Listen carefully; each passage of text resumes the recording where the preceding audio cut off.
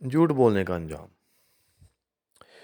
حضرت عمر رضی اللہ تعالیٰ عنہ نے ارشاد فرمایا کہ تم ایمان کی حقیقت کو نہیں پہنچ سکتے یہاں تک کہ تم مزاح میں بھی جھوٹ نہ بولو، مذاق میں بھی جھوٹ نہ بولیں۔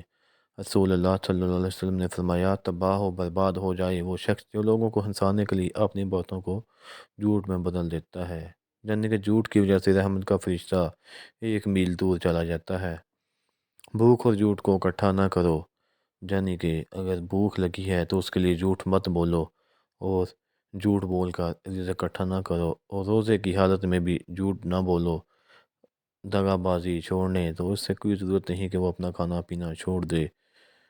تو جھوٹ جو ہے اس سے بچنا چاہیے۔ بندہ اس وقت تک کامل مومن نہیں ہو سکتا جب تک مذاق میں بھی جھوٹ بولنا اور جھگڑنا نہ چھوڑ دے اگر سچا ہو۔